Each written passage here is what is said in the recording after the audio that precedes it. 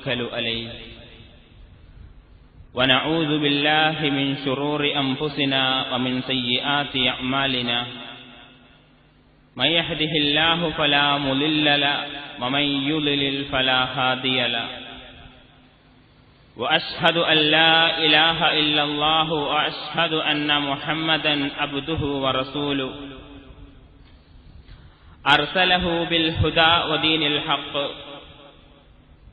ليظهره على الدين كله ولو كره المشركون اللهم صل على محمد وعلى آل محمد كما صليت على إبراهيم وعلى آل إبراهيم وبارك على محمد وعلى آل محمد كما باركت على إبراهيم وعلى آل إبراهيم إنك حميد مجيد أما بعد فإن خير الحديث كتاب الله وخير الهدي سنن محمد صلى الله عليه وسلم وشر الأمور محدثاتها وكل محدثة بدعة وكل بدعة ضلالة أيها الناس أوصيكم عباد الله إياي أولا بتقوى الله أعوذ بالله من الشيطان الرجيم بسم الله الرحمن الرحيم ثم جعلناك على شريعة من الأمر فاتبعها ولا تتبع أهواء الذين لا يعلمون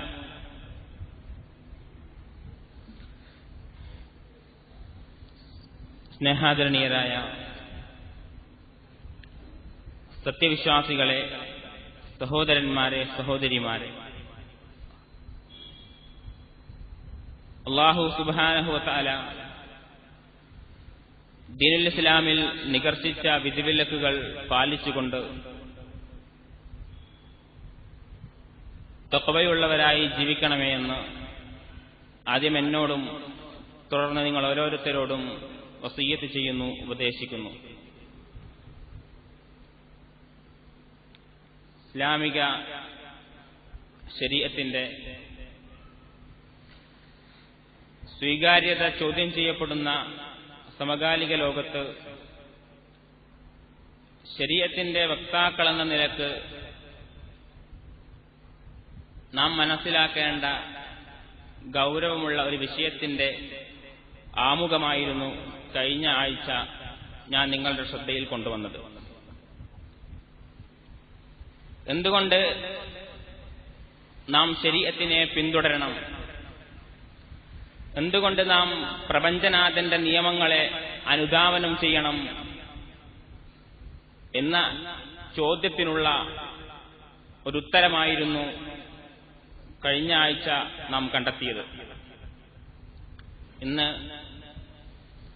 എന്താണ് ഇസ്ലാമിക ശരീഅത്ത് എന്നും ഇസ്ലാമിക ശരീഅത്ത് ഇടപെടുന്ന മേഖലകൾ ഏതൊക്കെയാണെന്നും വളരെ പരിമിതമായ സമയത്തിൽ നിന്നുകൊണ്ട് നിങ്ങളുടെ ശ്രദ്ധയിൽ കൊണ്ടുവരാനാണ് ആഗ്രഹിക്കുന്നത്. കഴിഞ്ഞ ആഴ്ച നാം അവസാനിപ്പിച്ചെടുത്ത് തുടങ്ങുകയാണെങ്കിൽ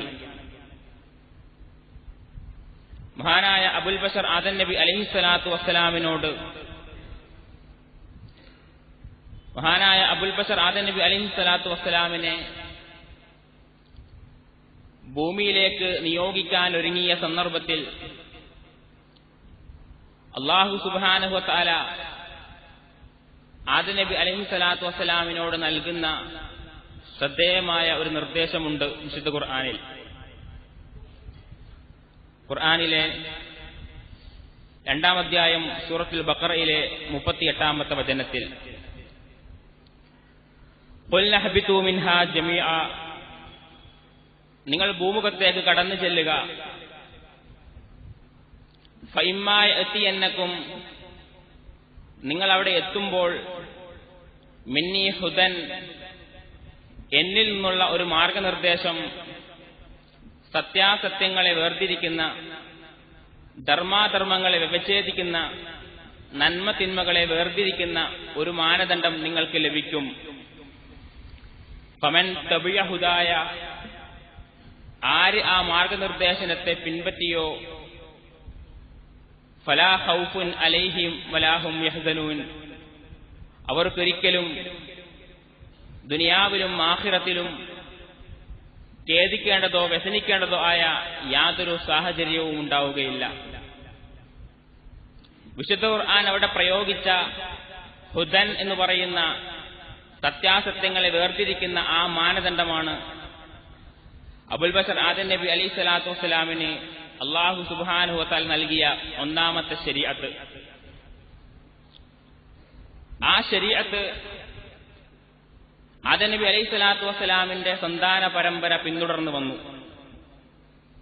പിന്നീട് മനുഷ്യരാശി വഴിമാറി സഞ്ചരിക്കുമ്പോൾ വ്യത്യസ്ത കാലങ്ങളിൽ, വ്യത്യസ്ത ദേശങ്ങളിൽ, വ്യത്യസ്ത സന്ദർഭങ്ങളിൽ നിരവധി പ്രവാചകന്മാർ വ്യത്യസ്തങ്ങളായ ശരീഅത്തുകളുമായി കടന്നു വന്നു.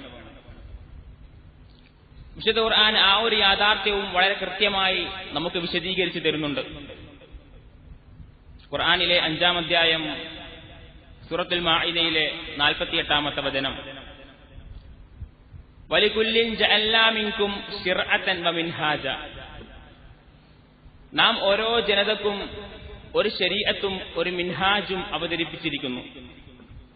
നാം ഓരോ ജനതക്കും ഒരു ശരീഅത്തും ഒരു നടപ്പ് രീതിയും അവതരിപ്പിച്ചിരിക്കുന്നു. അതനുസരിച്ചുകൊണ്ട് ആ കാലഘട്ടത്തിലുള്ള പ്രവാചകന്മാരുടെ സമൂഹങ്ങൾ ജീവിച്ചു പോന്നു. ഒടുവിൽ ആ പ്രവാചകന്മാർക്ക് പരിസമാപ്തി കുറിച്ചുകൊണ്ട് ലോകാവസാനം വരെയുള്ള ജനങ്ങൾക്ക് വേണ്ടി അന്ത്യപ്രവാചകനായ മുഹമ്മദ് മുസ്തഫ സല്ലല്ലാഹു അലൈഹി വസല്ലമ കടന്നു വന്നു. അല്ലാഹുവിന്റെ റസൂലിനും ഒരു ശരീഅത്ത് പടച്ച തമ്പുരാൻ അവതരിപ്പിച്ചു. അത് പിന്തുടരുവാനും അല്ലാഹു സുബ്ഹാനഹു വ തആല കണിശമായി നിർദ്ദേശിച്ചു. വിശുദ്ധ ഖുർആനിലെ 45-ാം അധ്യായം സൂറത്തുൽ ജാസിയയിലെ 18-ാമത്തെ വചനം, തുമ്മ ജഅൽനാക അലാ ശരീഅത്തിൻ മിനൽ അംർ, നിനക്ക് നാം ഒരു ശരീഅത്തിനെ അവതരിപ്പിച്ചു തന്നിരിക്കുന്നു. ഫത്തബിഉഹ, ആ ശരീഅത്തിനെ താങ്കൾ പിന്തുടരുക. വലാ തത്തബിഉ, താങ്കൾ പിന്തുടരരുത് അഹ്വാ അല്ലദീന ലാ യഅലമൂൻ, സ്വന്തം ദേഹേച്ഛയെ പിന്തുടരുന്ന വിവരമില്ലാത്ത ഭൗതികവാദികളുടെ മാർഗത്തെ താങ്കൾ അനുധാവനം ചെയ്യരുത്, പിന്തുടരുകയും ചെയ്യരുത് എന്ന് വളരെ കൃത്യമായി അല്ലാഹു സുബ്ഹാനഹു വ തആല മുഹമ്മദ് മുസ്തഫ സല്ലല്ലാഹു അലൈഹി വസല്ലമയോട് കൽപ്പിക്കുകയാണ്. എന്താണ് ശരീഅത്ത്? അല്ലാഹുവിന്റെ റസൂല് അവിടുത്തെ സംഭവബഹുലമായ 23 വർഷത്തിലുടനീളം ചരിത്രത്തിൽ രേഖപ്പെടുത്തിയ അവിടുത്തെ മഹത്തായ ജീവിതത്തെയാണ് ഇസ്ലാമിക ശരീഅത്ത് പ്രതിനിധാനം ചെയ്യുന്നത്. ഇസ്ലാമിക ശരീഅത്തിന്റെ അടിസ്ഥാന സ്രോതസ്സുകൾ അത് വിശുദ്ധ ഖുർആനും തിരുസുന്നത്തുമാണ്. ഒരു വിശ്വാസിയെ സംബന്ധിച്ചിടത്തോളം, ഒരു മുസ്ലിമിനെ സംബന്ധിച്ചിടത്തോളം തന്റെ ജീവിതത്തിന്റെ സമസ്ത മേഖലകളിലും വിശുദ്ധ ഖുർആനും തിരുസുന്നത്തും ഒഴികെയുള്ള യാതൊരു ദർശനങ്ങളെയോ യാതൊരു നിയമസംഹിതകളെയോ പിൻപറ്റുവാൻ പാടില്ല എന്ന് വളരെ കൃത്യമായിട്ട് വിശുദ്ധ ഖുർആൻ പഠിപ്പിക്കുന്നുണ്ട്. ഖുർആനിലെ 4-ാം അധ്യായം സൂറത്തുൻ നിസായിലെ 59-ാമത്തെ വചനം, യാ അയ്യുഹല്ലദീന ആമനു, അല്ലയോ വിശ്വസിച്ചവരെ, അത്തീഉല്ലാഹ, നിങ്ങൾ അല്ലാഹുവിനെ അനുസരിക്കുക. അത്തീഉല്ലാഹ വ അത്തീഉർ റസൂല, റസൂലിനെയും നിങ്ങൾ അനുസരിക്കുക. വ ഉലിൽ അംരി മിൻകും, നിങ്ങളിൽപ്പെട്ട കൈകാര്യകർത്തൃത്വത്തെയും നിങ്ങൾ അനുസരിക്കുക. ഫഇൻ തനാസഅതും ഫീ ഷൈഇൻ, ഏതെങ്കിലും ഒരു കാര്യത്തിൽ നിങ്ങൾക്ക് ഭിന്നാഭിപ്രായമുണ്ടെങ്കിൽ ഫറുദ്ദൂഹു ഇലല്ലാഹി വർ റസൂൽ, നിങ്ങൾ അല്ലാഹുവിലേക്കും അവന്റെ റസൂലിലേക്കും മടക്കുക. ഇൻ കുൻതും തുഅ്മിനൂന ബില്ലാഹ്, നിങ്ങൾ അല്ലാഹുവിൽ വിശ്വസിക്കുന്നുവെങ്കിൽ ദാലിക ഖൈറുൻ വ അഹ്സനു തഅവീല, അതാണ് നിങ്ങൾക്ക് ഏറ്റവും ഉത്തമമായ കാര്യം. വിശുദ്ധ ഖുർആൻ അവിടെ അനുസരിക്കാൻ വേണ്ടി ആവശ്യപ്പെടുന്ന സന്ദർഭത്തിൽ അല്ലാഹുവിനെയും റസൂലിന്റെയും കൂടെ ഉലുൽ അംറിനെ, കൈകാര്യകർത്താക്കളെയും സവിശേഷമായി എടുത്തു പറഞ്ഞു. അതേസമയം ജീവിതത്തിലെ ഏതെങ്കിലും ഒരു വിഷയത്തിൽ വിധി കൽപ്പിക്കപ്പെടേണ്ട ആവശ്യമുണ്ടായാൽ ഫറുദ്ദൂഹു ഇലല്ലാഹി വർ റസൂൽ, അള്ളാഹുവിലേക്കും അവന്റെ റസൂലിലേക്കും മാത്രമാണ് മുസ്ലിമീങ്ങൾ മടക്കേണ്ടതെന്ന് വളരെ കൃത്യമായി വിശുദ്ധ ഖുർആൻ പഠിപ്പിക്കുന്നു. ആ റിസാലത്തിന്റെ സ്ഥാനത്ത് അള്ളാഹുവിന്റെ ഖുർആനിന്റെയും മുഹമ്മദ് നബി സല്ലല്ലാഹു അലൈഹി വസല്ലമയുടെ തിരുസുന്നത്തിന്റെയും സ്ഥാനത്ത് വേറൊരു റിസാലത്തിനെയും വേറൊരു ദർശനത്തെയും ഒരു മുസ്ലിമിന് വകവെച്ചു കൊടുക്കാൻ സാധ്യമല്ല. ആ തന്റെ ജീവിതത്തിന്റെ സമസ്ത മേഖലകളിലും ഒരു മുസ്ലിം പിന്തുടരേണ്ടത് വിശുദ്ധ ഖുർആനും തിരുസുന്നത്തുമായിരിക്കണം. ഒരിക്കൽ മഹാനായ ഉമർ ഖത്താബ് റളിയല്ലാഹു അൻഹു മദീന മസ്ജിദിൽ വെച്ച് മസ്ജിദുൻ നബവിയിൽ വെച്ച് തൗറാത്തിന്റെ ഏട് വായിക്കുകയായിരുന്നു. തൗറാത്തിന്റെ ഒരു കോപ്പി ഉമർ ഖത്താബ് റളിയല്ലാഹു അൻഹു വായിക്കുകയായിരുന്നു. ആ സന്ദർഭത്തിൽ പള്ളിയിലേക്ക് കടന്നു വന്ന റസൂൽ സല്ലല്ലാഹു അലൈഹി വസല്ലം കോപാകുലനായിക്കൊണ്ട് ഉമർ ഖത്താബ് റളിയല്ലാഹു അൻഹുവിനെ നോക്കുകയുണ്ടായി. ഇത് കണ്ട അബൂബക്കർ സിദ്ദീഖ് റളിയല്ലാഹു അൻഹു ഉമർ ഖത്താബ് റളിയല്ലാഹു അൻഹുവിനോട് പറഞ്ഞു, അള്ളാഹുവിന്റെ റസൂലിന്റെ മുഖത്തെ താങ്കൾ കാണുന്നില്ലേ? ആ മുഖം ചുവന്ന് തടിച്ചിരിക്കുന്നു. എന്താ ഉമറെ താങ്കൾ താങ്കളുടെ പ്രവർത്തനത്തിൽ നിന്ന് പിന്തിരിയാത്തത്? ഉടനെ ഉമർ ഖത്താബ് റളിയല്ലാഹു അൻഹു എഴുന്നേറ്റ് നിന്നുകൊണ്ട് റസൂൽ സല്ലല്ലാഹു അലൈഹി വസല്ലമയോട് ചോദിച്ചു, അള്ളാഹുവിന്റെ റസൂലെ, അങ്ങയെ കോപിപ്പിക്കാനുണ്ടായ കാരണം എന്താണ്? നബി സല്ലല്ലാഹു അലൈഹി വസല്ലമ മറുപടി പറഞ്ഞു, ലൗകാന മൂസ ഹയ്യൻ മാ വസിഅഹു ഇല്ല ഇത്തിബാഇ. ഇന്ന് താങ്കൾ വായിക്കുന്ന ഈ തൗറാത്ത് യഥാർത്ഥത്തിൽ അവതരിപ്പിക്കപ്പെട്ട മൂസാ നബി അലൈഹി സ്വലാത്തു വസ്സലാം ഇന്ന് ജീവിച്ചിരിപ്പുണ്ടായിരുന്നുവെങ്കിൽ മൂസാ നബിക്ക് രണ്ടാമതൊരു മാർഗം പിന്തുടരാൻ കഴിയുമായിരുന്നില്ല, എന്റെ ഈ മാർഗം പിന്തുടർന്ന് ജീവിക്കേണ്ടി വരുമായിരുന്നു. ആ സന്ദർഭത്തിൽ എന്റെ വിശുദ്ധ ഖുർആനും തിരുസുന്നത്തും ഇവിടെ ഉണ്ടായിരിക്കെ മൂന്നാമതൊരു ആദർശത്തിലേക്ക്, മൂന്നാമതൊരു ദർശനത്തിലേക്ക് താങ്കൾ പോകുവാൻ പാടില്ല, അത് വായിക്കുവാൻ പാടില്ല എന്ന് വളരെ കൃത്യമായി ഉമർ ഖത്താബ് റളിയല്ലാഹു അൻഹുവിനെ അള്ളാഹുവിന്റെ റസൂൽ പഠിപ്പിച്ചു. വിശുദ്ധ ഖുർആനും തിരുസുന്നത്തും പരിശോധിച്ചു നോക്കിയാൽ മനുഷ്യ ജീവിതത്തിന്റെ സർവ്വതലങ്ങളെയും സവിസ്തരം വിശദീകരിക്കുന്നത് കാണാം.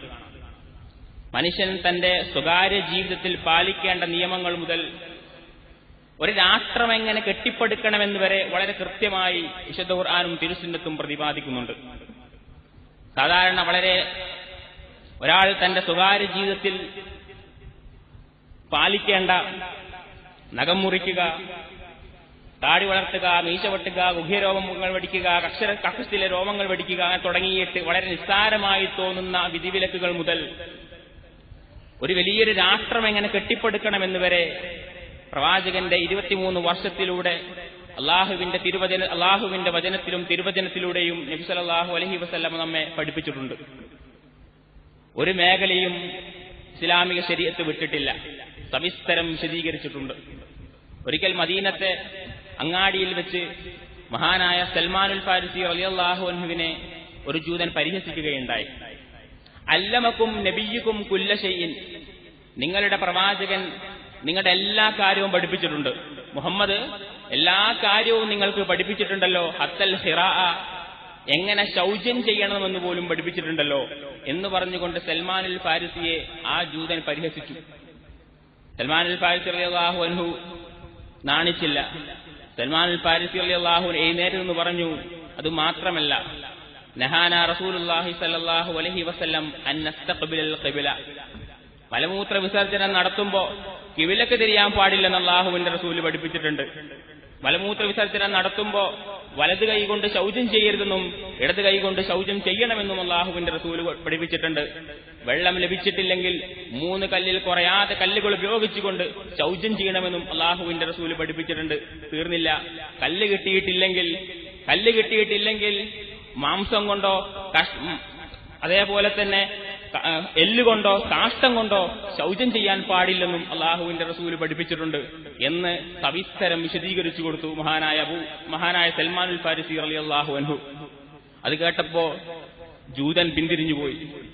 അങ്ങനെ പരിശോധിച്ചു നോക്കിയാൽ മനുഷ്യൻ തന്റെ സ്വകാര്യ ജീവിതത്തിൽ പാലിക്കേണ്ട വളരെ സിമ്പിളായി തോന്നുന്ന നിയമങ്ങൾ മുതൽ ഒരു രാഷ്ട്രം എങ്ങനെ കെട്ടിപ്പടുക്കണമെന്ന് വരെ വളരെ കൃത്യമായി ഇസ്ലാമിക ശരീഅത്ത് വിശദീകരിക്കുന്നു. ആകാശത്തിന്റെ താഴെ ഭൂമിക്ക് മീതെ ഒരു സ്വർഗരാജ്യം കെട്ടിപ്പടുത്ത ചരിത്രം ലോകത്തേതെങ്കിലും ഒരു ദർശനത്തിന് പറയുവാനുണ്ടെങ്കിൽ ഇത് പരിശുദ്ധ ഇസ്ലാമിന് മാത്രമാണ്. മഹാനായ ഉമർ ഖത്താബ് റളിയല്ലാഹു അൻഹുവിന്റെ 10 വർഷത്തെ കാലഘട്ടം, 10 വർഷം അദ്ദേഹം ലോകം ഭരിച്ചു. അമേരിക്ക പോലും മാനിഫെസ്റ്റോ ആയി മഹാനായ ഉമർ ഖത്താബ് റളിയല്ലാഹു അൻഹുവിന്റെ ഭരണവ്യവസ്ഥയെ മാനിഫെസ്റ്റോ ആയി മഹാനായ ഉമർ ഖത്താബ് റളിയല്ലാഹു അൻഹുവിന്റെ ഭരണ നേട്ടത്തെ തെരഞ്ഞെടുത്തു. ഉമർ ഖത്താബ് റളിയല്ലാഹു അൻഹുവിന് ഈ 10 വർഷം സമത്വസുന്ദരമായൊരു ലോകം കെട്ടിപ്പടുക്കാൻ സാധിച്ചതെങ്ങനെയാണ്? അത് ഇസ്ലാമിക ശരീഅത്ത് വെച്ച് ഭരിച്ചതുകൊണ്ടാണ്. മഹാനായ ഉമർ ഖത്താബ് റളിയല്ലാഹു അൻഹുവിന്റെ കാലത്ത് സകാത്ത് സ്വീകരിക്കാൻ ആളില്ലാതെ സമ്പത്ത് ഇസ്ലാമിക ട്രഷറിയിലേക്ക് തിരിച്ചയച്ച സാഹചര്യങ്ങൾ ഉണ്ടായിരുന്നു. എങ്ങനെയാണ് സാധിച്ചത്?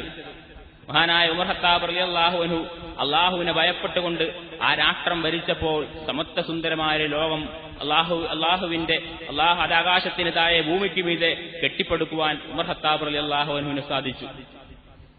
മഹാത്മാഗാന്ധി പറഞ്ഞു, ഇന്ത്യയിൽ രാമരാഷ്ട്രം വരട്ടെ, പക്ഷെ ഉമറിന്റെ ഭരണമായിരിക്കണം. കെജ്രിവാൾ പറഞ്ഞു, ഞാൻ ഡൽഹിയിൽ ആ ഉമറിന്റെ ഭരണത്തെയാണ് റോൾ മോഡലായി തെരഞ്ഞെടുക്കുന്നത്. യഥാർത്ഥത്തിൽ ആ നിഗമനങ്ങൾക്കൊക്കെ ഒരു അപൂർണതയുണ്ട്. ഉമർ എന്ന വ്യക്തി ആയിരുന്നില്ല യഥാർത്ഥത്തിൽ അത്ര സുന്ദരമായ ലോകം കെട്ടിപ്പടുക്കുവാൻ ആ രാജ്യത്തിന് സാധിച്ചത്. മറിച്ച് ഉമർ ഖത്താബ് റളിയല്ലാഹു അൻഹു പ്രതിനിധാനം ചെയ്ത ഇസ്ലാമിക ശരീഅത്ത് എന്ന് പറയുന്ന പരിപൂർണമായ പ്രപഞ്ചനാഥന്റെ നിയമങ്ങളായിരുന്നു. ഉമർ ഖത്താബ് റളിയല്ലാഹു അൻഹു 2 കാലഘട്ടം ഉണ്ടായിരുന്നു. ഒന്ന് ഇസ്ലാമിന് മുമ്പ്, രണ്ടാമത്തെ ഇസ്ലാമിന് ശേഷം. ഇസ്ലാമിന് മുമ്പ് ജാഹിലിയ ഉമർ ഊശര ഹൃദയം പേറിയ ഒരു ഉമറായിരുന്നു. ഉമ്മു അബ്ദില്ല മെഹജ എന്ന് പറയുന്ന പെൺകുട്ടികളെ അതിദാരുണമായി മർദ്ദിച്ച ഉമർ. പിന്നീട് ഇസ്ലാമിന് ശേഷം അള്ളാഹുവിനെ ഭയപ്പെടുന്ന ഉമർ യൂഫട്ടീസിന്റെയും ടൈഗ്രീസിന്റെയും നദീതീരത്ത് ഒരാട്ടും കൂട്ടി ചത്താൽ പോലും അള്ളാഹുവിന്റെ അടുക്കൽ ഞാൻ മറുപടി ബോധിപ്പിക്കേണ്ടി വരും എന്ന് പറഞ്ഞുകൊണ്ട് ഭരിച്ചു. ഉമർ ഖത്താബ് റളിയല്ലാഹു അൻഹുവിന് മരണത്തെ ഓർമ്മിപ്പിക്കുവാൻ വേണ്ടി ഒരു ഭൃത്യന് ശമ്പളം കൊടുത്തു നിർത്തിയിരുന്നു മഹാനായ ഉമർ ഖത്താബ് റളിയല്ലാഹു അൻഹു. അള്ളാഹുവിന്റെ റസൂലിനെ പടച്ചതമ്പുരാൻ മുനാഫികളുടെ ലിസ്റ്റ് അവതരിപ്പിച്ചു കൊടുത്തു. റസൂൽ സല്ലല്ലാഹു അലൈഹി വസല്ലമയുടെ മനസ്സാക്ഷി സൂക്ഷിപ്പുകാരനായ ഹുദൈഫത്തുൽ യമാൻ റളിയല്ലാഹു അൻഹുവിന്റെ കയ്യിലാണ് മുനാഫികളുടെ ലിസ്റ്റ് ഉള്ളത്. ആ ലിസ്റ്റിൽ താൻ ഉൾപ്പെട്ടിട്ടുണ്ടോ എന്ന് പരിശോധിക്കുവാൻ വേണ്ടി ആദ്യം കടന്നു ചെന്നത് മഹാനായ ഉമർ ഖത്താബ് റളിയല്ലാഹു അൻഹു ആയിരുന്നു. അങ്ങനെ അള്ളാഹുവിനെ ഭയപ്പെട്ടുകൊണ്ട് ഇസ്ലാമിക ശരീഅത്തിനെ പ്രതിനിധാനം ചെയ്തുകൊണ്ട് ആ രാഷ്ട്രത്തെ ഭരിച്ചപ്പോൾ അഴിമതിയില്ലാത്ത, സുജനപക്ഷപാതിത്വമില്ലാത്ത, സമത്വസുന്ദരമായ, അനീതിയില്ലാത്ത, അക്രമമില്ലാത്ത ഒരു രാഷ്ട്രം ഉമർ ഖത്താബ് റളിയല്ലാഹു അൻഹുവിന് കെട്ടിപ്പടുക്കുവാൻ സാധിച്ചു. അപ്പോൾ ഇസ്ലാമിക ശരീഅത്ത് എന്ന് പറയുന്നത് അത് ഒരാളുടെ വ്യക്തി ജീവിതത്തിൽ, അവന്റെ കുടുംബ ജീവിതത്തിൽ, അവന്റെ സാമൂഹിക ജീവിതത്തിൽ, അവന്റെ രാഷ്ട്രീയ ജീവിതത്തിൽ എല്ലാം വിശദമായി പ്രതിപാദിക്കുന്ന, സവിസ്തരം വിശദീകരിക്കപ്പെടുന്ന ഒരു നിയമസംഹിതയാണ്. ദീന് ദുനിയാവ് എന്ന് പറയുന്ന ഒരു കാഴ്ചപ്പാട് ഇസ്ലാമിസ്റ്റുകൾക്കില്ല. ഒരു ഇസ്ലാമിസ്റ്റിനെ സംബന്ധിച്ചിടത്തോളം അവന്റെ ജീവിതം മുഴുവൻ ഇബാദത്താണ്. മാ ഖലഖ്തുൽ ജിന്ന വൽ ഇൻസ ഇല്ലാ ലിഅബ്ദൂൻ, മനുഷ്യവർഗത്തെയും ജിന്നുവർഗത്തെയും നാം സൃഷ്ടിച്ചിട്ടില്ല എനിക്ക് ഇബാദത്തെടുക്കുവാൻ വേണ്ടിയല്ലാതെ. അപ്പോൾ ഒരു ഇസ്ലാമിസ്റ്റിനെ സംബന്ധിച്ചിടത്തോളം അവന്റെ ജീവിതം മുഴുവൻ ഇബാദത്താണ്. ഹലാല് പോലും ഇബാദത്താണ്. എന്തുകൊണ്ട്? നിങ്ങൾ നിങ്ങളുടെ ഭാര്യമാരെ സമീപിക്കുമ്പോൾ നിങ്ങൾക്കതിൽ പുണ്യമുണ്ട് എന്ന് പറഞ്ഞു. അതിൽ യഥാർത്ഥ ഹലാലാണ്. പക്ഷേ അള്ളാഹു അനുവദിച്ച മാർഗത്തിലൂടെ ഞാൻ സമീപിക്കുന്നുവെങ്കിൽ അതിൽ പുണ്യമുണ്ട് റസൂൽ സല്ലല്ലാഹു അലൈഹി വസല്ലമ പറയുവാനുള്ള കാരണം, ഒരാളുടെ ജീവിതം അള്ളാഹുവിന് സമർപ്പിച്ചു കഴിഞ്ഞാൽ തന്റെ ജീവിതത്തിന്റെ സർവ്വ മേഖലകളും ഇബാദത്തായി അള്ളാഹു സുബ്ഹാനഹു വ തആല പരിഗണിക്കും. ദീനേ ദുനിയാവ് എന്ന് പറയുന്ന ആശയം യഥാർത്ഥത്തിൽ ഇസ്ലാമിക ലോകത്തേക്ക് കടന്നു വന്നത് അലി അബ്ദുർ റസാഖ് എന്ന് പറയുന്ന ഈജിപ്ഷ്യൻ അസ്ഹരി പണ്ഡിതനാണ്. അർണോൾഡ് എന്ന് പറയുന്ന ക്രൈസ്തവ പൗരോഹിത്യത്തിന്റെ കീഴിൽ പഠനം 2 വർഷം പഠിക്കുകയും പിന്നീട് ഇസ്ലാമിക ലോകത്തേക്ക് ആ ആശയം ദൈവത്തിനുള്ളത് ദൈവത്തിന്, സീസർക്കുള്ളത് സീസർക്ക് എന്ന് പറയുന്ന ആശയം ഇസ്ലാമിക ലോകത്തേക്ക് കടത്തിക്കൊണ്ടുവന്നത് അലി അബ്ദുർ റസാഖ് എന്ന് പറയുന്ന അസ്ഹരി പണ്ഡിതനാണ്. അദ്ദേഹമാണ് ഇസ്ലാമിക ലോകത്ത് ദീനിനെ വളരെ പരിമിതമായ മേഖലകളിൽ ഒതുക്കിക്കളഞ്ഞത്. പിന്നീട് അത് ഇസ്ലാമിക ലോകത്ത് വളരെ വ്യാപകമായി മുസ്ലിമീങ്ങൾ ഏറ്റെടുക്കാൻ തുടങ്ങി. ആ സന്ദർഭത്തിലാണ് സയ്യിദ് അബ്ദുൽ അലാ മൗദൂദിയെ പോലെയുള്ള നവോത്ഥാന പണ്ഡിതന്മാർ തടകുടഞ്ഞെഴുന്നേറ്റത്. അദ്ദേഹത്തിന് ഏറ്റവും കൂടുതൽ സ്വാധീനിച്ച പ്രവാചകന്റെ ഒരു വചനമുണ്ടായിരുന്നു.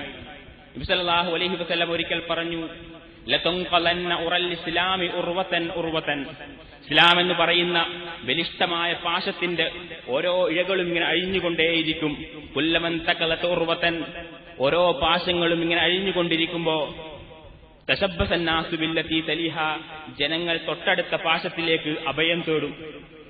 കുല്ലമൻ തഖലത ഉർവതൻ തശബ്ബസ الناس ബില്ലതി തലിഹ, ജനങ്ങൾ തൊട്ടടുത്ത പാശത്തിലേക്ക് അഭയം തേടും. അവ്വലുഹുന്ന നഖലൻ, ആദ്യമായിട്ട് അഴിഞ്ഞു പോവുക അൽ ഹുകുമു, അധികാരമായിരിക്കും. വആഖിറുഹുന്ന അസ്സലാത്ത്, അവസാനമായി അഴിഞ്ഞു പോവുക നമസ്കാരമായിരിക്കും. നമസ്കാരം മുതൽ രാഷ്ട്രം വരെ, നമസ്കാരം മുതൽ അധികാരം വരെ നീണ്ടു നിൽക്കുന്ന നിയമസംഹിതയാണ് ഇസ്ലാമിക ശരീഅത്ത്. ഉസ്മാനിയ ഖിലാഫത്തിന്റെ അവസാനത്തെ ശേഷിപ്പ് പോലും ലോകത്ത് നഷ്ടപ്പെട്ടപ്പോ നബി സല്ലല്ലാഹു അലൈഹി വസല്ലമയുടെ വാചകം പുലർന്നെന്ന് ബോധ്യപ്പെട്ടപ്പോഴാണ് സയ്യിദ് അവർകൾ എഴുന്നേറ്റ് നിന്നത്. ഇസ്ലാം എന്ന് പറഞ്ഞാൽ സമ്പൂർണ്ണമാണ്. മനുഷ്യന്റെ സർവ്വജീവിതത്തും അള്ളാഹുവിന് വേണ്ടി സമർപ്പിക്കപ്പെടണം. വിശുദ്ധ ഖുർആനിൽ അല്ലാഹു സുബ്ഹാനഹു വ തആല എല്ലാ നിയമങ്ങൾക്കും ഒരുപോലെ പ്രാധാന്യം നൽകിയ നിരവധി സൂചകങ്ങൾ നമുക്ക് കാണുവാൻ സാധിക്കും. നിങ്ങൾ ഖുർആൻ പരിശോധിക്കുക. ഖുർആനിലെ 2-ാം അധ്യായം സൂറത്തുൽ ബഖറയിലെ 178, 180, 183, 216 ഈ 4 വചനങ്ങൾ നിങ്ങൾ പരിശോധിച്ചു നോക്കിയാൽ ഈ അത്ഭുതകരമായ സംഭവം, ഈ അത്ഭുതകരമായ യാഥാർത്ഥ്യം നമുക്ക് ബോധ്യപ്പെടും. ഖുർആനിൽ ആ 4 ആയത്തുകളും ആരംഭിക്കുന്നത് ഒരേ പ്രയോഗത്തിലാണ്. ഒന്നാമത്തേത് കുതിബ അലൈക്കുമുസ് സിയാമു കമാ കുതിബ അലല്ലദീന മിൻ ഖബലികും ലഅല്ലകും തത്തഖൂൻ. രണ്ടാമത്തേത് കുതിബ അലൈക്കുമുൽ ഖിസാസു ഫിൽ ഖത്ല അൽ ഹുർറു ബിൽ ഹുർറി വൽ അബ്ദു ബിൽ അബ്ദി വൽ ഉൻസാ ബിൽ ഉൻസാ ഫമൻ ഉഫിയ ലഹു അഖീഹി മിൻ ഷൈ വമൻ ഉഫിയ ലഹു മിൻ അഖീഹി ഷൈഉൻ ഫതിബാഉൻ ബിൽ മഅറൂഫി വഅദാഉൻ ഇലൈഹി ബിഇഹ്സാൻ. മൂന്നാമത്തെ ആയത്ത് ആരംഭിക്കുന്നത് കുതിബ അലൈക്കും ഇദാ അഹ്ദറ അഹദുക്കും ഇൻ തറക ഖൈറനിൽ വസിയ്യ ലിൽ വാലിദൈനി വൽ അഖ്റബീൻ ഹഖ്ഖൻ അലൽ മുത്തഖീൻ. നാലാമത്തേത് കുതിബ അലൈക്കുമുൽ ഖിതാലു വഹുവ കുർഹുൽ ലക്കും വഅസാ അൻ തക്റഹു ശൈഅൻ വഹുവ ഖൈറുൽ ലക്കും. 4 വചനങ്ങളും ആരംഭിക്കുന്നത് കുതിബ എന്ന് പറയുന്ന പ്രയോഗം. 4 വചനങ്ങളും ആരംഭിക്കുന്ന കുതിബ എന്ന് പറയുന്ന പ്രയോഗം. ഒന്നാമത്തേത് ഒരു ഇബാദത്തിനെ പറ്റി പറയുവാൻ വേണ്ടി അല്ലാഹു സുബ്ഹാനഹു വ തആല ഉപയോഗിച്ചു. കുതിബ അലൈക്കുമുസ് സിയാം, നിങ്ങൾക്ക് നോമ്പ് നിർബന്ധമാക്കിയിരിക്കുന്നു. രണ്ടാമത്തേത് അല്ലാഹു സുബ്ഹാനഹു വ തആല ഒരു സിവിൽ നിയമം നിർബന്ധമാക്കി എന്ന് സൂചിപ്പിക്കുവാൻ വേണ്ടി കുതിബ ഉപയോഗിച്ചു. കുതിബ അലൈക്കുമുൽ വസിയ്യ, നിങ്ങൾക്ക് വസിയ്യത്ത് നിർബന്ധമാക്കിയിരിക്കുന്നു. പിന്നീട് അനന്തരവാശത്തിന്റെ ആയത്ത് വന്നപ്പോൾ ഈ ആയത്ത് ദുർബലപ്പെടുത്തിയിട്ടുണ്ട്. എങ്കിലും ആ സന്ദർഭത്തിൽ ഇറങ്ങുമ്പോൾ കുതിബ അലൈക്കുമുൽ വസിയ്യ, നിങ്ങൾക്ക് വസിയ്യത്ത് നിർബന്ധമാക്കിയിരിക്കുന്നു, ഒരു സിവിൽ നിയമം. ആദ്യം പറഞ്ഞത് ഒരു ആരാധനാ നിയമം. മൂന്നാമത് ഖുർആൻ പറയുന്നത് കുതിബ അലൈക്കുമുൽ ഖിതാൽ, നിങ്ങൾക്ക് യുദ്ധം നിർബന്ധമാക്കിയിരിക്കുന്നു. അന്താരാഷ്ട്ര 2 രാഷ്ട്രങ്ങൾ തമ്മിലുള്ള സംഘട്ടനവുമായി ബന്ധപ്പെട്ട് പറയുന്നിടത്ത് യുദ്ധം നിർബന്ധമാക്കിയിരിക്കുന്നു. നാലാമത്തത് കുതിബ അലൈക്കുമുൽ ഖിസാസ്, നിങ്ങൾക്ക് പ്രതിക്രിയ നിർബന്ധമാക്കിയിരിക്കുന്നു. ഒരാളെ വധിച്ചാൽ ഇസ്ലാമിക രാഷ്ട്രം ജുഡീഷ്യറി സംവിധാനത്തിലൂടെ അദ്ദേഹത്തിന് ശിക്ഷ നൽകും. ഈ 4 പ്രയോഗങ്ങളും ഖുർആൻ നടന്ന ഒരേ പദം കൊണ്ടാണ്, കുതിബ, നിർബന്ധമാക്കി എന്ന് പറയുന്ന പ്രയോഗം. ഇസ്ലാമിക രാഷ്ട്രത്തിലും ഇസ്ലാമേതര രാഷ്ട്രങ്ങളിൽ നടത്തേണ്ട നിയമങ്ങൾ ഇത് വേർതിരിച്ച് മനസ്സിലാക്കണം. എങ്കിൽ പോലും 4 നിയമങ്ങൾക്കും വേണ്ടി വിശുദ്ധ ഖുർആൻ പ്രയോഗിച്ചത് കുതിബ എന്ന് പറയുന്ന പ്രയോഗമാണ്. ഒരു സിവിൽ നിയമം, അതിന് കുതിബ. ഒരു ആരാധന കർമ്മം, അതിന് കുതിബ. ഒരു യുദ്ധത്തെ സംബന്ധിച്ച് പറയുമ്പോൾ അവിടെയും കുതിബ. അന്താരാഷ്ട്ര നിയമം പറയുമ്പോൾ കുതിബ. അതേപോലെ തന്നെ പ്രതിക്രിയയെ സംബന്ധിച്ച് പറയുമ്പോൾ അവിടെയും കുതിബ. അപ്പൊ ഇസ്ലാമിക നിയമങ്ങൾക്കെല്ലാം ഒരേ പ്രാധാന്യമാണ്. അതേ ജീവിതത്തിന്റെ ചില മേഖലകളിൽ മാത്രം ചില നിയമങ്ങൾ തെരഞ്ഞെടുക്കുക എന്ന് പറയുന്നത് ജൂതന്മാരുടെയും നസാറാക്കളുടെയും സ്വഭാവമാണെന്ന് പരിശുദ്ധ ഖുർആൻ പരിചയപ്പെടുത്തിയിട്ടുണ്ട്. അഫതുഅ്മിനൂന ബിബഅദിൽ കിതാബി വതക്ഫുറൂന ബിബഅദ്, വേദഗ്രന്ഥത്തിൽ ചിലത് വിശ്വസിക്കുക, വതക്ഫുറൂന ബിബഅദ്, ചിലത് നിഷേധിക്കുക. ഫമാ ജസാഉ മൻ യഫ്അലു ദാലിക, അപ്രകാരം ചെയ്യുന്നവർക്ക് ഇല്ലാ ഖിദിയും ഫിൽ ഹയാത്തി ദുനിയ, ദുന്യവിയായ ജീവിതത്തിൽ തന്നെ അല്ലാഹുവിന്റെ അടുക്കൽ ഖിദിയുണ്ടാകും. വയൗമൽ ഖിയാമത്തി, നാളെ പാരത്രിക ലോകത്ത് യുറദ്ദൂന ഇലാ അശദ്ദിൽ അദാബ്, അതികഠിനമായ ശിക്ഷയിലേക്ക് അല്ലാഹു സുബ്ഹാനഹു വ തആല അവരെ മടക്കപ്പെടുകയും ചെയ്തു. അത് ജൂത നസാറാക്കളുടെ പാരമ്പര്യമാണ്. ജീവിതത്തിന്റെ ചില മേഖലകൾ ദൈവിക നിയമങ്ങൾ സ്വീകരിക്കുക, ജീവിതത്തിന്റെ മറ്റു മേഖലകളിൽ ഭൗതിക നിയമങ്ങൾ സ്വീകരിക്കുക. ഇത് ജൂത നസാറാക്കളുടെ പാരമ്പര്യമാണ്. ചില ആളുകളുണ്ട് ആരാധനാ കർമ്മത്തിലൊക്കെ വളരെയേറെ പ്രാധാന്യത്തോടുകൂടി വളരെ കൃത്യമായി അനുഷ്ഠിക്കും. നമസ്കാരം വളരെ കൃത്യമായി അനുഷ്ഠിക്കും. നോമ്പ് വളരെ കൃത്യമായിട്ട് അനുഷ്ഠിക്കും. അതേപോലെ സുന്നത്ത് നോമ്പുകളും വളരെ കൃത്യമായിട്ട് പാലിക്കും. അതേസമയം സാമ്പത്തിക രംഗത്ത് യാതൊരു സൂക്ഷ്മതയും ഉണ്ടാവില്ല. യഥാർത്ഥത്തിൽ ഇസ്ലാം പഠിപ്പിച്ച ആശയങ്ങൾ പരിശോധിച്ചു നോക്കിയാൽ ഇബാദത്തുകളെക്കാൾ വലിയ പ്രാധാന്യം നൽകിയിട്ടുണ്ട് സാമ്പത്തിക രംഗത്തിന്. കാരണം ഇബാദത്തുകളിൽ എന്തെങ്കിലും വീഴ്ച വരുത്തിയാൽ നാളെ പാരത്രിക ലോകത്ത് വെച്ച് അല്ലാഹു സുബ്ഹാനഹു വ തആല ഒരുപക്ഷെ പുറത്തു കൊടുത്തേക്കാം. അതല്ലെങ്കിൽ ദുനിയാവിൽ വെച്ചിട്ട് അല്ലാഹു സുബ്ഹാനഹു വ തആലയോട് തൗബ ചെയ്താൽ അല്ലാഹു സുബ്ഹാനഹു വ തആല പുറത്തു കൊടുത്തേക്കാം. അതേസമയം സാമ്പത്തിക രംഗത്ത് ഏതെങ്കിലും രൂപത്തിലുള്ള കൃത്രിമത്വം കാണിച്ചാൽ, അനീതി കാണിച്ചാൽ അല്ലാഹു സുബ്ഹാനഹു വ തആല അവന്റെ തൗബ സ്വീകരിക്കൂല. കാരണം അത് മനുഷ്യരുമായി ബന്ധപ്പെട്ട ഒരു അവകാശമാണ്, കടമയാണ്. ആ കടമ പൂർത്തീകരിക്കാതെ അല്ലാഹു സുബ്ഹാനഹു വ തആല പാരത്രിക ലോകത്തേക്ക് അവന്റെ നന്മ തിന്മകളെ അല്ലാഹു ആധാരമാക്കി രക്ഷശിക്ഷകൾ നൽകുന്ന ലോകത്ത് അവൻ അല്ലാഹു സുബ്ഹാനഹു വ തആല പരിഗണിക്കൂല. അല്ലാഹുവിന്റെ റസൂലിന്റെ പള്ളിയിലേക്ക് ഒരു മയ്യത്ത് കൊണ്ടുവന്നു. അല്ലാഹുവിന്റെ റസൂലിന്റെ പള്ളിയിലേക്ക് ഒരു മയ്യത്ത് കൊണ്ടുവരപ്പെട്ടു. നബി സല്ലല്ലാഹു അലൈഹി വസല്ലമ ആ മയ്യത്തിന് വേണ്ടി നമസ്കരിക്കാൻ ഒരുങ്ങിയ സന്ദർഭത്തിൽ അനുചരന്മാരോട് ചോദിച്ചു, ഈ മയ്യത്തിന് വല്ല കടബാധ്യതയുമുണ്ടോ? ഉടനെ ഒരു സ്വഹാബി പറഞ്ഞു, അദ്ദേഹത്തിന് കടബാധ്യതയുണ്ട്. നബി സല്ലല്ലാഹു അലൈഹി വസല്ലമ പറഞ്ഞു, എങ്കിൽ ഞാൻ ആ മയ്യത്തിന് വേണ്ടി നിസ്കരിക്കൂല. നബി സല്ലല്ലാഹു അലൈഹി വസല്ലമ അങ്ങനെ നമസ്കരിക്കാതെ മാറി നിന്നു. ഈ സന്ദർഭത്തിൽ ഒരു അബൂ ഖത്താദ റളിയല്ലാഹു അൻഹു പറഞ്ഞു, എങ്കിൽ അല്ലാഹുവിന്റെ റസൂലെ, അദ്ദേഹത്തിന്റെ കടബാധ്യത ഞാൻ ഏറ്റെടുത്തോളാം. എങ്കിൽ നബി സല്ലല്ലാഹു അലൈഹി വസല്ലം പറഞ്ഞു, നീ കടബാധ്യത ഏറ്റെടുക്കുമെങ്കിൽ ഞാൻ അവന് വേണ്ടി മയ്യത്ത് നമസ്കരിക്കാം. അങ്ങനെ മയ്യത്ത് നമസ്കരിച്ചു. രണ്ടാമത്തെ ദിവസം ഖത്താദ റളിയല്ലാഹു അൻഹുവിനെ അല്ലാഹുവിന്റെ റസൂല് കണ്ടു. നബി സല്ലല്ലാഹു അലൈഹി വസല്ലം ചോദിച്ചു, അൽ ഹദ്ദൈത ദൈനക്, നീ ഏറ്റെടുത്ത കടം നീ വീട്ടിയോ? ഖത്താദ റളിയല്ലാഹു അൻഹു പറഞ്ഞു, എനിക്ക് ശമ്പളം കിട്ടിയിട്ടില്ല, അതുകൊണ്ട് ഞാൻ വീട്ടിയിട്ടില്ല.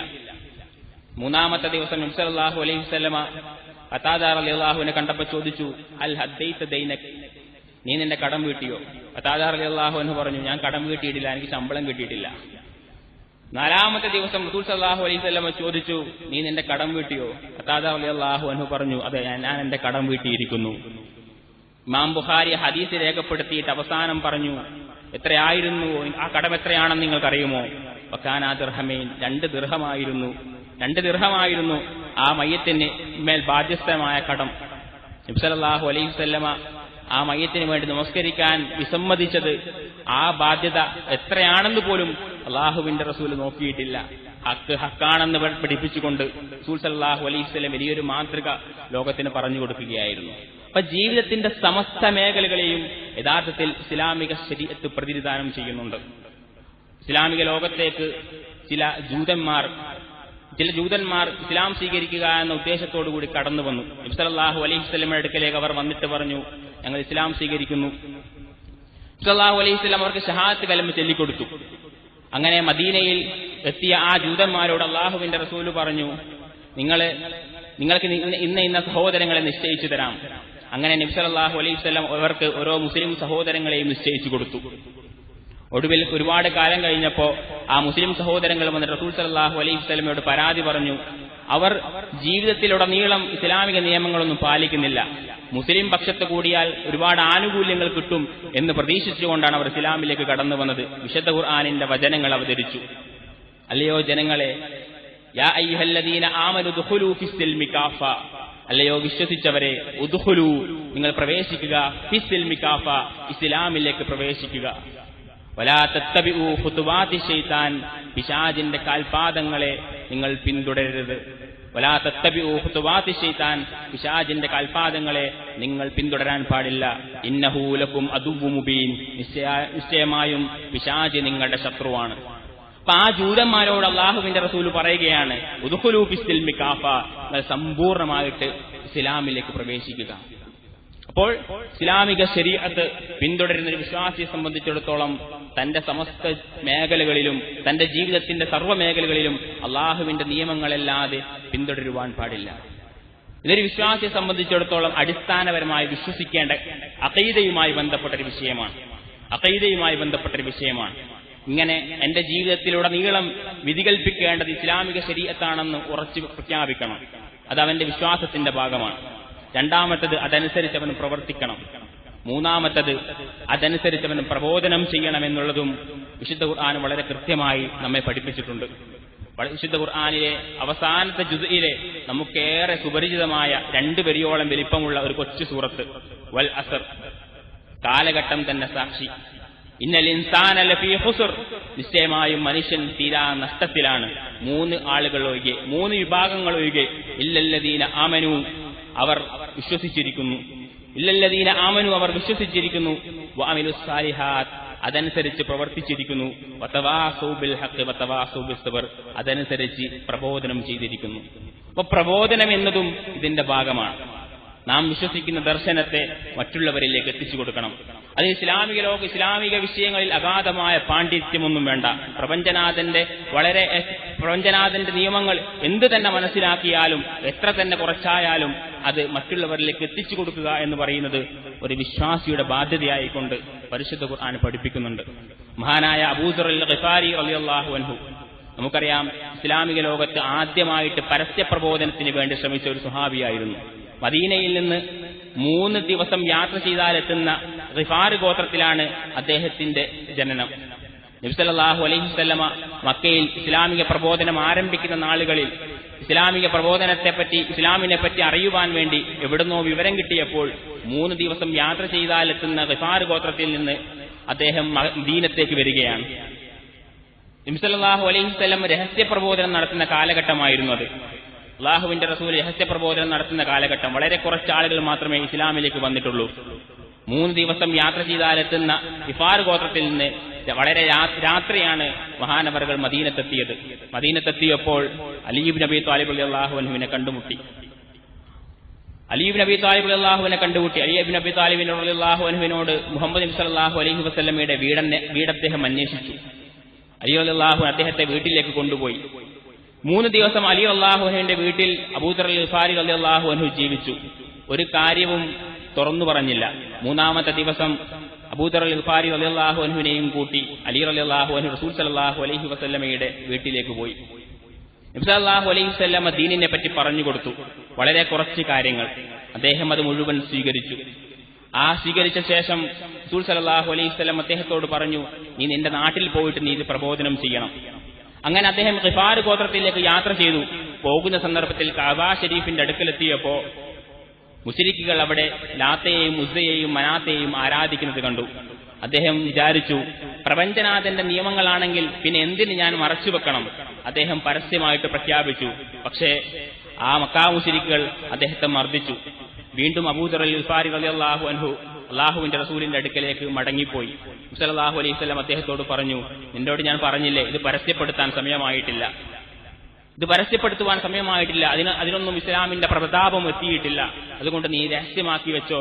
നീ നിന്റെ നാട്ടിൽ പോയിട്ട് ഗിഫാർ ഗോത്രത്തിൽ പോയിട്ട് പ്രബോധനം ചെയ്തോ എന്ന് മഹാനായ അബൂദർ അൽ ഗിഫാരി റളിയല്ലാഹു അൻഹുവിനോട് നബി സല്ലല്ലാഹു അലൈഹി വസല്ലം പറഞ്ഞു. അങ്ങനെ അദ്ദേഹം വളരെ കുറച്ച് ഇൽമുമായിക്കൊണ്ട് ഇസ്ലാമിന്റെ അടിസ്ഥാന വിശ്വാസങ്ങളുമായിക്കൊണ്ട് അദ്ദേഹം ഗിഫാർ ഗോത്രത്തിലേക്ക് കടന്നു ചെന്നു. പിന്നീട് ഒരുപാട് കാലശേഷം നബി സല്ലല്ലാഹു അലൈഹി വസല്ലം മദീനയ്ക്ക് ഹിജ്റ പോയതിനു ശേഷം മദീനയുടെ അവസാന നബി സല്ലല്ലാഹു അലൈഹി വസല്ലമയുടെ വഫാത്തിനോടനുബന്ധിച്ച് വളരെ കുറച്ച് നാളുകൾക്ക് മുമ്പ് വലിയൊരു സൈന്യം മദീനത്തേക്ക് കടന്നു വരുന്നത് പോലെ അള്ളാഹുവിന്റെ റസൂലിനെ തോന്നി. നബി സല്ലല്ലാഹു അലൈഹി വസല്ലം അനുചരന്മാരോട് പറഞ്ഞു, ഒരുപാട് ആളെ വിളിച്ചു കൂട്ടുവിൻ, നമ്മുടെ സൈന്യത്തെ സജ്ജീകരിക്കുവിൻ, നമ്മെ ആക്രമിക്കാൻ വേണ്ടി ഒരു സൈന്യം വരുന്നുണ്ട്. നോക്കുമ്പോ അതിന്റെ മുമ്പിലുണ്ടായിരുന്നത് മഹാനായ അബൂദർ അൽ ഗിഫാരി റളിയല്ലാഹു അൻഹു ആയിരുന്നു. അദ്ദേഹം തന്റെ ഗിഫാർ ഗോത്രത്തെ മുഴുവൻ ഇസ്ലാമിലേക്ക് ക്ഷണിച്ചു. തുടർന്ന് തൊട്ടപ്പുറത്തുള്ള സുലൈം ഗോത്രത്തെയും ക്ഷണിച്ചുകൊണ്ട് വൻ ജനാവലിയുടെ സാന്നിധ്യത്തിൽ മദീനയിലേക്ക് കടന്നു വരുന്ന കാഴ്ചയാണ് നബി സല്ലല്ലാഹു അലൈഹി വസല്ലം കണ്ടത്. അള്ളാഹുവിന്റെ റസൂൽ അദ്ദേഹത്തെ ആർഷാരവത്തോടുകൂടി സ്വീകരിച്ചുകൊണ്ട് അദ്ദേഹത്തെ പ്രശംസിച്ചു. വളരെ വളരെ ചെറിയ അടിസ്ഥാന കാര്യങ്ങൾ മാത്രമാണ്, പ്രപഞ്ചനാഥനെ സംബന്ധിച്ചുള്ള അറിവ് മാത്രമാണ് അബൂദർ അൽ ഗിഫാരി റളിയല്ലാഹു അൻഹുവിന് ലഭിച്ചത്. ആ ലഭിച്ച വിവരവുമായി അബൂദർ റളിയല്ലാഹു അൻഹു പ്രബോധനം നടത്തുന്നു, ജനങ്ങൾ സ്വീകരിക്കുന്നു എന്ന കാഴ്ചയാണ് നാം കാണുന്നത്. ഈ മഹാന്മാരായ സ്വഹാബി വര്യന്മാരിൽ നിന്ന് ആവേശം ഉൾക്കൊണ്ടുകൊണ്ട് ഇസ്ലാമിക ശരീഅത്തിന്റെ മഹത്വത്തെയും ലോകത്തിനു മുമ്പിൽ എത്തിക്കണമെന്ന്, അതിനുവേണ്ടി അല്ലാഹു സുബ്ഹാനഹു വ തആലയോട് നാം പ്രാർത്ഥിക്കണമെന്നും സൂചിപ്പിച്ചുകൊണ്ട്